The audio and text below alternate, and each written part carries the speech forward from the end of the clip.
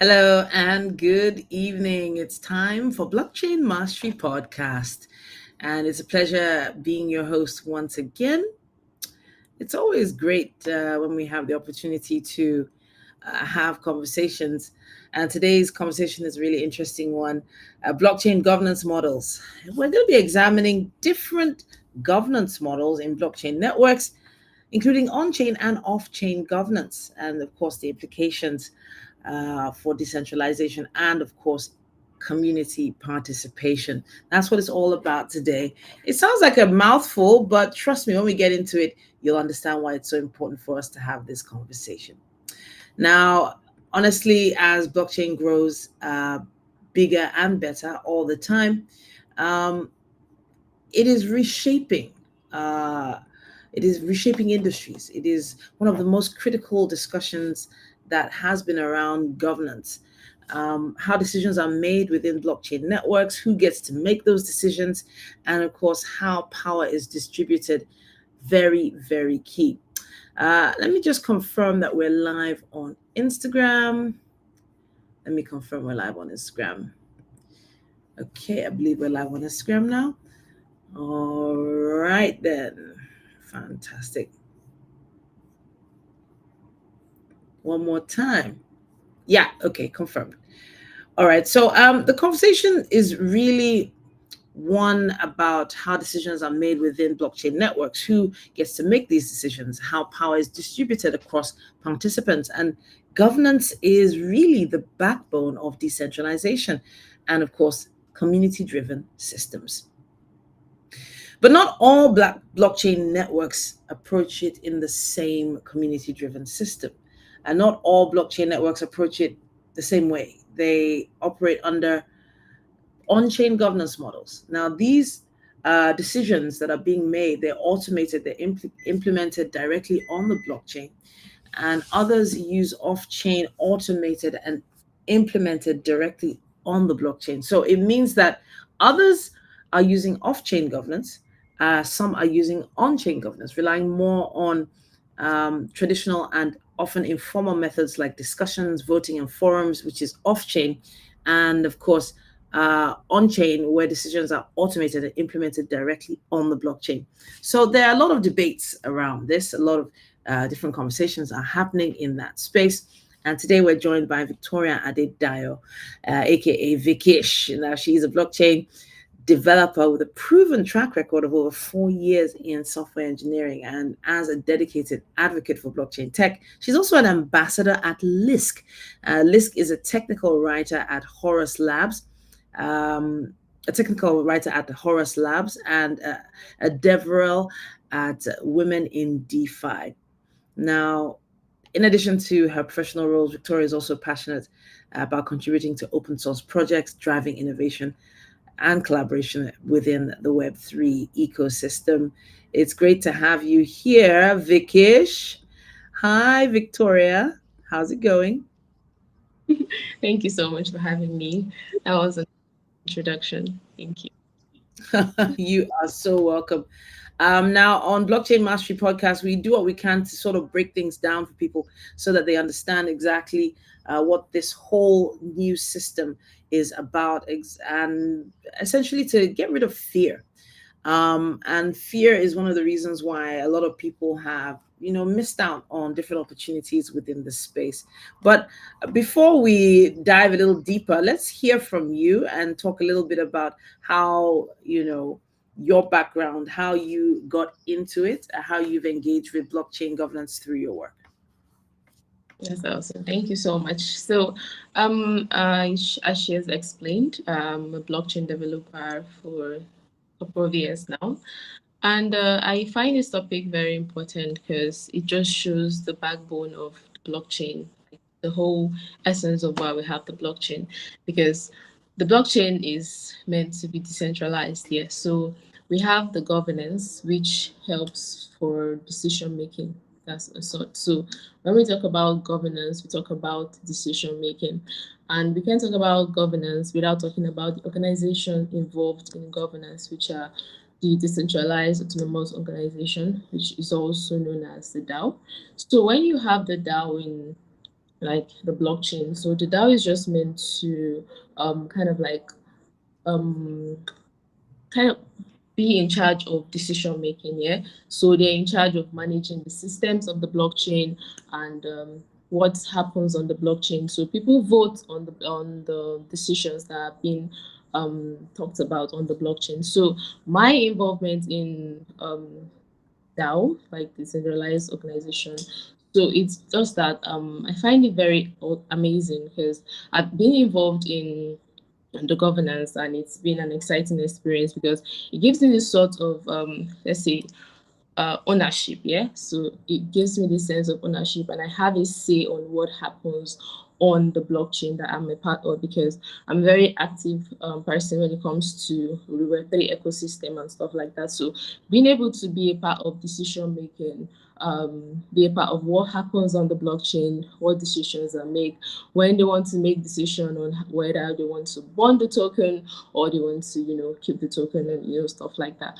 So it just gives me this sense of, okay, a part of something this big, so which is the whole essence of being in a decentralized system that we are right now, which is the Web3 ecosystem. Yeah. Mm. Now, this ecosystem, the foundation of blockchain, in fact, the foundation of blockchain governance. Why is it so essential for people to understand it? Why is it such an important topic to discuss today? I would love for you to sort of break it down, lay a foundation for the listeners who are not aware of exactly what this is about. Okay, awesome. So it's important for everyone that is getting into the blockchain to understand that there is something like governance, because it is the whole essence of why you are in a decentralized age. Yeah. Because you need to know what happens to the ecosystem that you're a part of, and very, very important to the funds that you have in that ecosystem, because the blockchains have a means of transaction. Let's say you have the token or something like that, and you as a participant of this ecosystem, you need to be aware of what happens to your money of a sort, because the blockchain ecosystem is kind of like really big, is wild. So you need to be a part of the decision making of what happens to the money that you have contributed to this ecosystem, because as a blockchain have, let's say, something like tokens, right? So you need to be a part of, okay, yeah, this is what happens to the token, this is the decision that is being made, this is the sort of the decisions that these people are being are kind of like using to let's say talk about what happens to the token and stuff like that. So you need to be a part of it, because the blockchain ecosystem, right, is all about inclusivity, right? So it kind of like includes you to the decision making. Let's say you have a blockchain, for example. I'm going to explain, kind of like use Leaks as an example. Yeah. So Leaks as a blockchain, you hear about Leaks as an L2, which is on the super chain.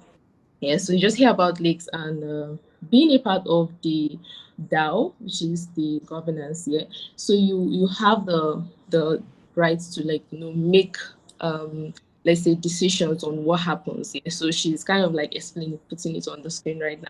So you can see for the DAO in Leaks here. So you have proposals here. You have proposals where you can say, okay, this is what I want to happen. This is what I want to happen to the token. This is how I want decisions. This is the decision I want, and this is what I want. So people on the DAO, let's say on the organization, are going to sort of vote and say, okay, this is what I want. Just like let's say you have this our presidency, elections, and stuff like that. So it just gives you the sense of, okay, my decision is being valued, like, is my decision is being valued, and of a sort like that. So yeah, I think that's it. Okay, so I can see here from the Lisk, well, this is tally.xyz. This is on the Lisk platform here. I can see a test proposal, and I can see that you were looking for a quorum here, and you had votes for and votes against. So this is like a public platform where your proposals are put out there, and then people feel like they actually have a say on decisions that are made regarding their transactions. Am I right? Correct, you're correct. And one very important thing that I feel like I should touch on here is that there are different type of governance models here, because I feel like I've been talking and forgot to explain that for the listeners.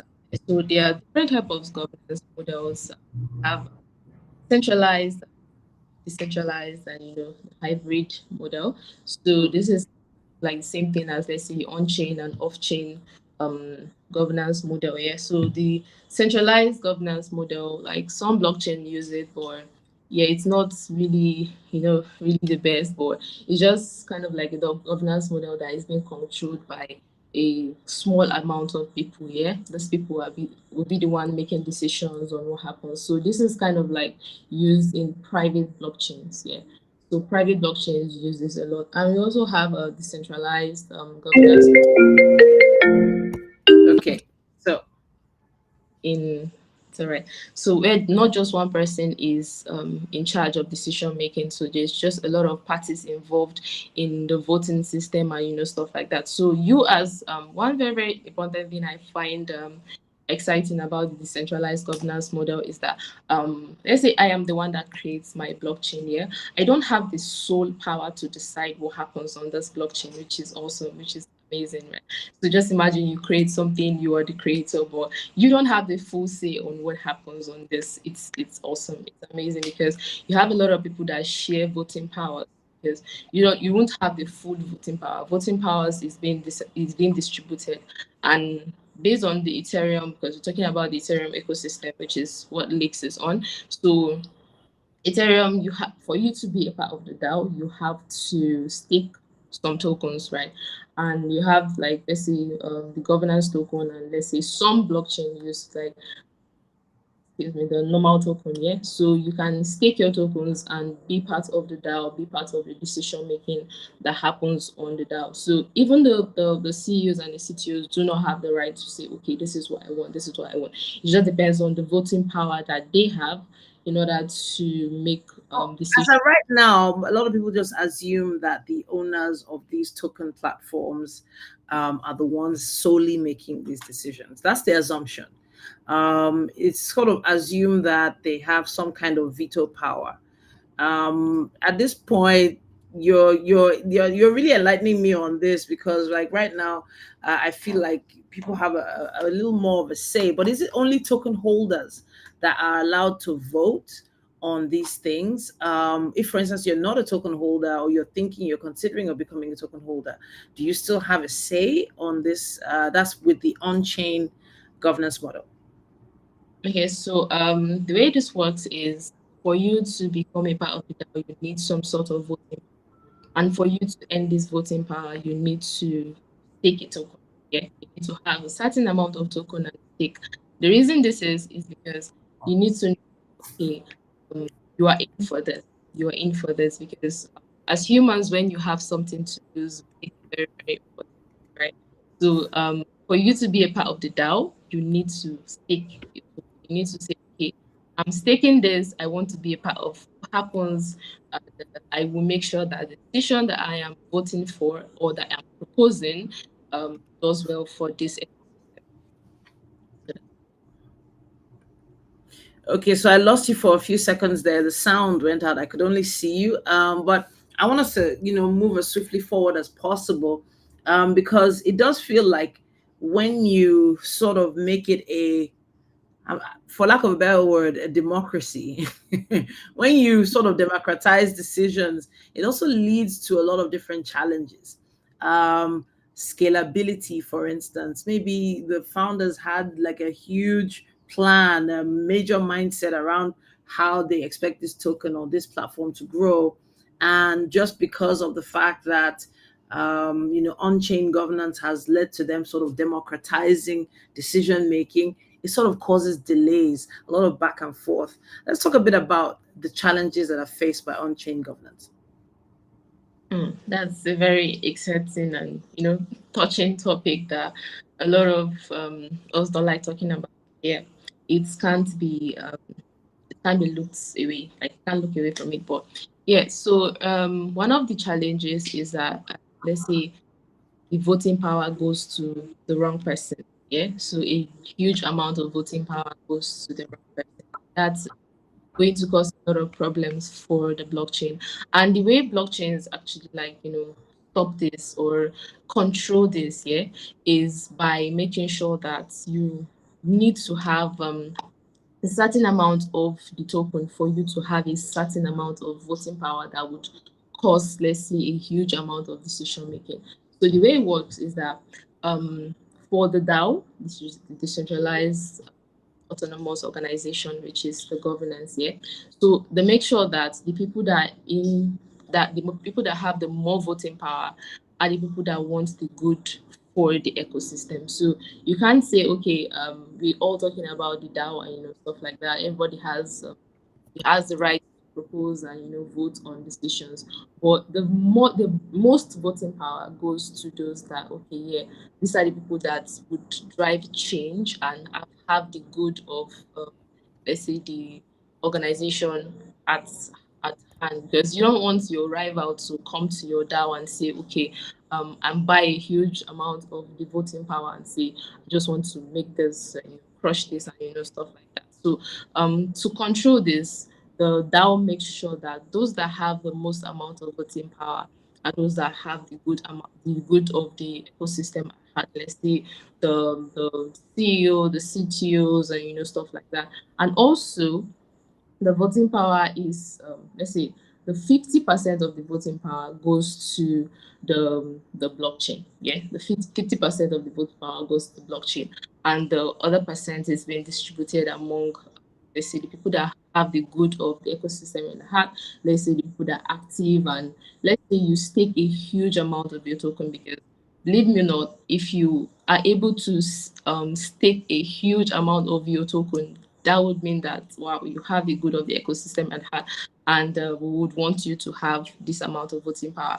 But to control this, no person has like the voting power that would kill the ecosystem. A huge chunk amount of voting power is being left for the blockchain to decide. So if you bring up the DAO I showed earlier, the Okay, screen. bring it up again. I will. You're talking about Tally Lisk, yeah? Yes, yes. Okay, it's up here now. So Yes. what? That's it, yeah. So those in charge of those that have the huge amount of voting power, you can see them. We have Max, Codex, we have Prima, we have Big Steam. So you can see the amount of tokens and voting powers that they have. It is it's very, very, very important that these people have this amount of voting power so the ecosystem can remain, because you do not want your rival to come and come to your DAO and say, okay, no, no, no, something like that. Some people may say, okay, if you have this in your organization, so why do you still call it a decentralized form of Mm, governance? Yeah, exactly. it's definitely decentralized because you need to have control. You need to have control, even if you want your community members to be in charge. So the essence of the DAO and everything is just for community. Um, One of the essence, yeah, community participation. You want the community to feel that, okay, they are part of this, and actually their participation and their contribution makes a lot of sense, and it also has a big impact on the decision making. So do not people should not think that, okay, since this amount of voting power is this, then I don't really have a say. The 50% of the voting power that is left to the community is very, very, very important as well, because you don't you want to sort of, okay, see, I have control on what happens, I have this and I have that. So it is very, very important. As you can see Very. these guys here, Who are we LS, talking? yeah, there's the guys So on the screen. I can see Max Kordek, right? I can see Presima. I can see Karma Crypto, the Lisk team themselves. But then there's some top delegates here. Yes. So how did they get to be on this list? Um, you know, how did they get to be on this list? And then of course the total supply, so as to break it down for people that understand it in terms of like Nigerian banking, the way they sell stocks and shares, is it the same process?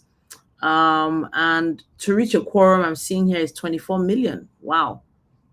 To reach a quorum is 24 million. So they can't actually get a solid vote until 24 million people participate. That's correct. Wow. Wow. That's heavy. But that's on chain, right? This is all on chain. This has nothing Correct. to do with off chain, right? Okay, so we've talked a bit about the complexities of the on chain mechanisms. Let's talk about off chain now. Let's help break down how the off chain process works. Okay, great. Okay, so talking about the off chain, right? So to have, okay, let's see. Um let's talk about the difference for start. Okay. So for the on-chain governance here, it gives token holders the decentralized right to vote, which is the on-chain the method of the governance, yeah, and also implements those changes in the blockchain. While the off-chain governance refers to like the changes proposed and implemented by a selected group of individuals. That's what we call like off-chain. So this is not on-chain, so you can't really see what happens. And it's off-chain because you do know they don't want, okay, let's say everybody needs to be a part of, let's say what happens and stuff like that, because when something happens on the blockchain, you do not have the right to say, okay, this is what I want, this is what I want. Okay? So off chain is just like a small group of people come together and say, okay, this is what I want to happen, this is what I want to happen. No really community participation. You don't have the right to say, okay, this is what I want, because I have a certain amount of money in this blockchain and this is what I want. You don't have the right to do that. But for an on-chain governance system, you can say, okay, this is what I want to happen, this is what I, yeah, that's just what it means.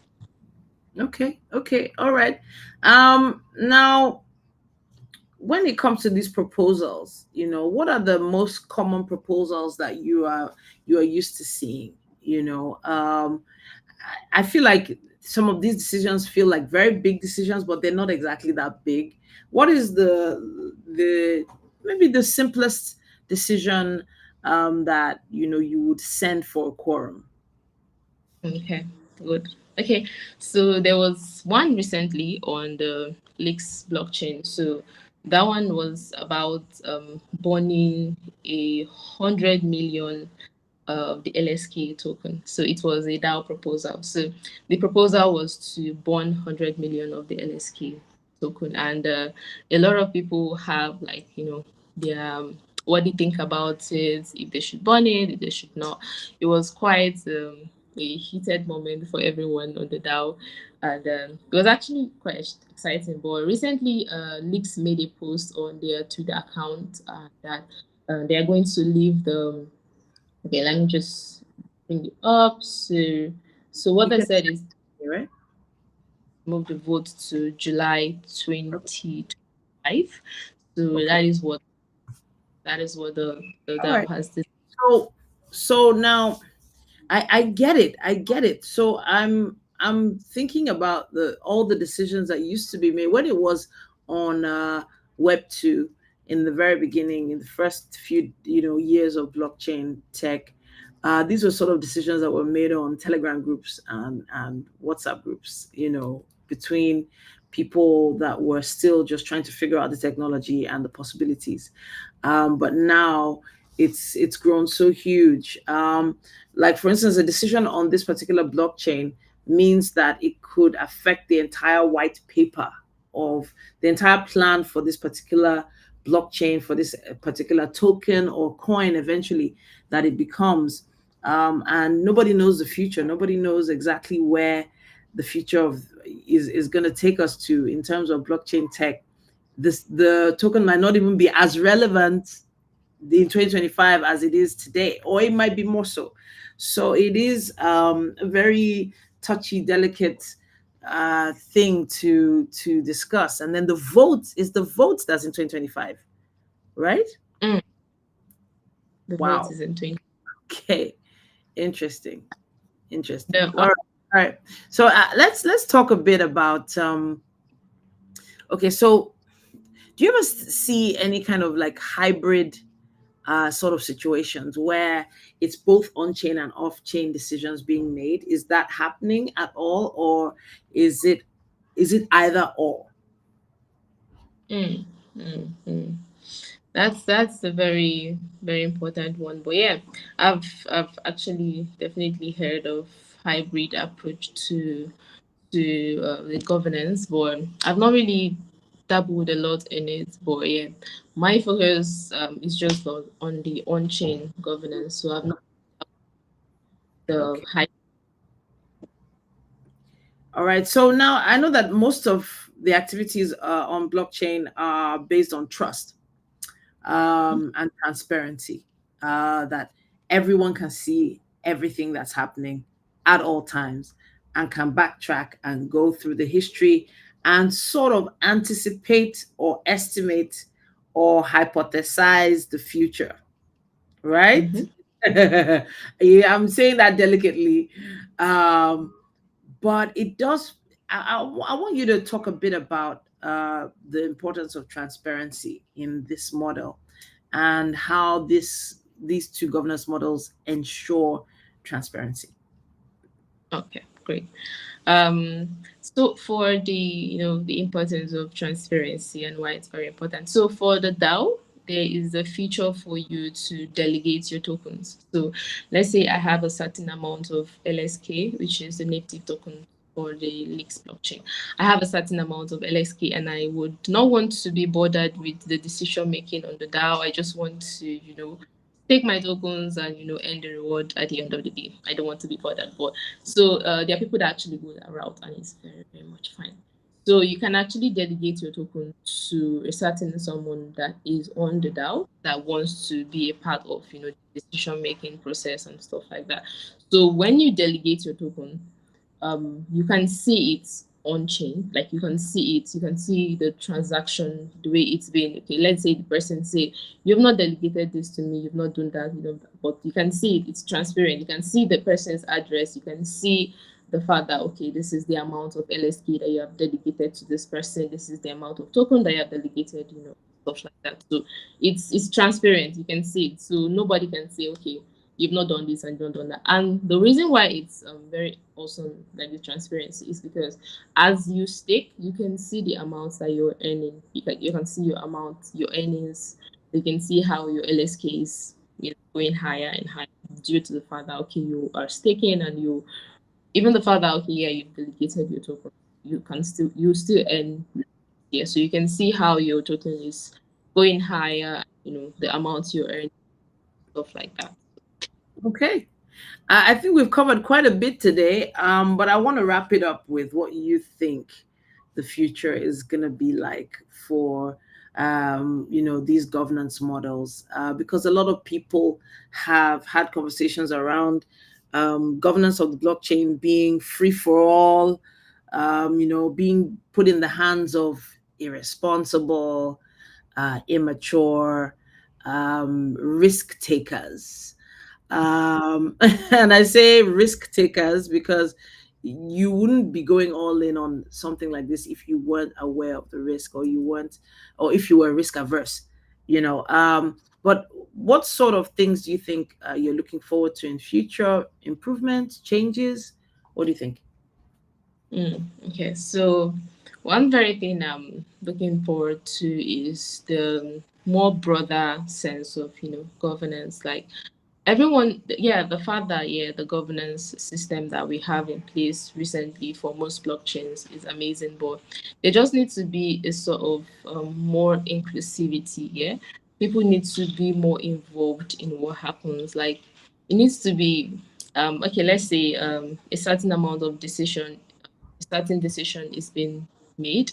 So people need to be more involved. People need to, so the future I see it as that, okay, people are more involved on what happens to the token, and stuff like that. So because the reason why most tokens fall and kind of like die is because people are not really concerned on the decisions that are being made. They're not, concerned, and it kind of like leads to the death of that particular token, which is not the best because people just feel like, okay, yeah, this is a decentralized ecosystem, but you need to be involved. You need to be involved on what happens because a very very important thing that happens is that, okay, let's see the recent decision that was made for the leaks, where you see they want to burn a certain amount of the token. So when you bond a token here, it makes that token gain more value because the less amount of that token in circulation means that, okay, that token gains more value and is more in what's a more amount of money, yeah, what's more amount of money. So that is a very important decision that, okay, people need to weigh, okay, is this the best thing? Do we want less token in circulation or more token in circulation? Even the fact that, okay, if less token is in circulation, is going to make the amount of the token right. It's still some back things that needs to happen. Okay, let's say some side effects to having the less token in circulation and stuff like that. So I see the future. Maybe we can kind of like making new kind of like inclusive environment for everyone to, okay, let's say I want to be included in this and stuff like that, and make it less complicated, yeah, less complicated and easier to get into the DAO, and stuff like that. So I just feel like a lot of us need to look into ourselves and be like, okay, I want to be more involved on what I want to be more involved in this. I want to, because a lot of us just focus on the aspect of say, okay, yeah, this is decentralized. I'm doing my thing. If you're a developer, yeah, I'm doing my thing. I'm writing my code. If you're a writer and stuff like that, they're not really involved in the DAO. That is where our focus needs to be on. Like, it's very very important because the whole essence of the blockchain and everything is that, okay, yes, this is decentralized, but we need more people to come on the DAO to kind of like have a say in these decisions because if we're all saying this is a decentralized autonomous organization, everybody have a say and stuff like that. If people are not there, like, I don't know. The voting power that we do not want to fall into the wrong hands are definitely going to fall into the wrong hands. So I'm not saying if you're just, okay, you want to delegate your tokens and stuff like that. Yeah, fine, you can do that. You can just take your tokens and you go relax. But So, so um for if me now, if I was a token holder for Lisk, for instance, now I actually have access to voting and making decisions, right? Once I have a number of tokens or just any amount of tokens. it's certain, let's say any amount, but you're just going to have a little few voting power, not much, yeah, Okay. not much. All right. All right. So your voting power won't be that much, but at least you still have it. Yeah. Um, yeah, and I have to say thank you for breaking it down for us the way you have, because a lot of people don't understand exactly how large the ecosystem has actually grown, and this sort of breaks it down on another level. For those of you watching or listening right now, why not visit tally.xyz, so you understand a little bit more about what exactly Victoria and I have been talking about. Now here it shows sort of exactly how it's broken down: total supply, delegated tokens, what it takes to reach a quorum, and proposal threshold, and also the key people making some decisions here. And you could be on that list if you decided to take more control of these assets that you have. Now on Blockchain Mastery, we try we do what we can to sort of break things down so that you understand a little bit more and have a little less fear about this amazing technology we call blockchain. Thank you so much, Victoria, for talking to us today. So much. Had a nice time. Thank you. You too, you too. And I'm hoping we can have a conversation sometime soon. I'm already following you. I'm connected with you on LinkedIn. That's at Victoria Adedayo. Victoria Adedayo. I'll talk to you later, Vic. Bye. Bye. Yeah, so really interesting stuff here. Now, as blockchain continues to grow and reshape industries, one of the most critical discussions has been around governance, how decisions are being made within these blockchain networks. who exactly gets to make these decisions, how power is being distributed across participants, and governance is sort of the backbone of decentralization and community-driven systems. There was a time it was just all about, who was most popular on the WhatsApp group or Telegram group, but now it's gotten a lot more community driven. Not all blockchain networks, of course, approach it the same way. Some operate under on chain governance models, and some decisions are automated and implemented directly on the blockchain, which is, something that people have developed a trust and faith in. But others use off chain governance, relying more on traditional, mostly informal methods like decisions like voting and forums such as Telegram and WhatsApp and Discord, etc., etc. We've done what we can to sort of dive into these different governance models, and if you missed it, please go back and watch or listen to it again. And we've been talking with Victoria. Now, Victoria is also known as Vickish on Twitter, or rather on X. She's a blockchain developer with a proven track record of over 4 years of software engineering, and she's a dedicated advocate for blockchain tech. She's also an ambassador at Lisk, a technical writer at Horus Labs, and Devrel at WomenInDeFi. She's also passionate as a contributor to open source projects that driving innovation and collaboration within Web3 ecosystem.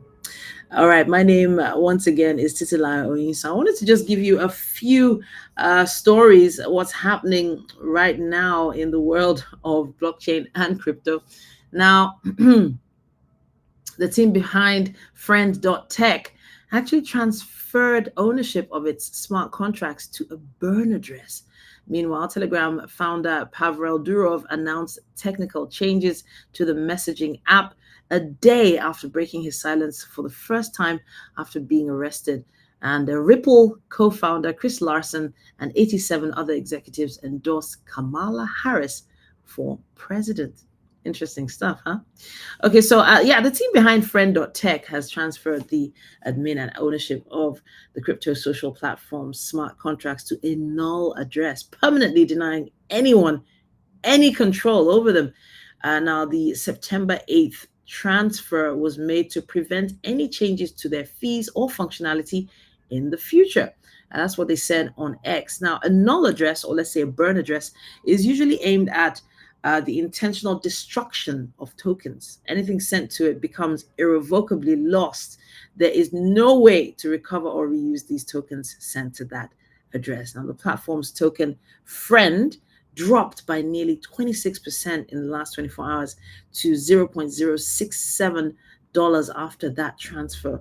That's according to CoinGecko.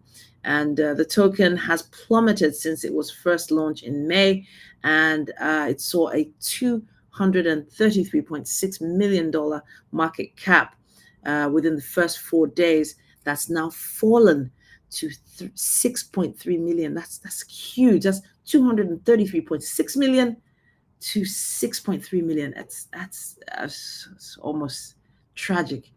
And now Durov has disabled Telegram's People Nearby feature. I wasn't really a fan of that feature, if you ask me. But on September 6th, Durov announced that Telegram's People Nearby feature would be disabled to prevent government authorities from being able to locate or track dissidents.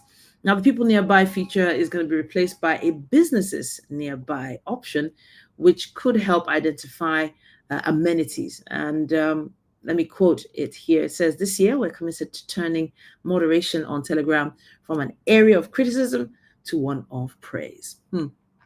Now, the platform's Telegraph blog is also going to be discontinued, and he told followers that media uploads feature was being misused by malicious actors, even though the vast majority of Telegram's user base wasn't abusing it. Around August, 24th of August, Durov was actually arrested by French authorities at Le Bourget airport outside France. The prosecutors alleged that Telegram enables organized crime and has refused to cooperate with government authorities. Yeah, that rings a bell. Now, also Ripple's co-founder has signed a letter endorsing Kamala Harris for president. Ripple's Larson is among multiple signers who have endorsed the US Vice President Harris for president, according to CNBC. And this report cited a letter signed by 88 corporate leaders in the US and mentioned that other prominent signees included Box co founder and CEO Aaron Levy, Yelp CEO Jeremy Stoppelman, Snap chairman Michael Linton, 21st Century Fox former CEO James Murdoch, among others. Now, in August, Gene Sperling, one of the United States President Joe Biden's senior economic advisors and former Ripple Labs board of directors member, announced their departure from the White House to join Kamala Harris' 2024 presidential campaign. All right, then that's all I have when it comes to the news in the world of blockchain and, of course, crypto presently. But, of course, we'll be doing what we can to give you more updates sometime during this week. All right, then, if you would like to be a part of the Blockchain Mastery podcast, all you have to do is send an email. That's dynamitepodcastnetwork@gmail.com. That's dynamitepodcastnetwork@gmail.com. Can't wait to hear from you. And, of course, as soon as you send in those emails, we will get back to you. All right, then. Once again, my name is Titilayo Oniso. Thank you so much for joining us.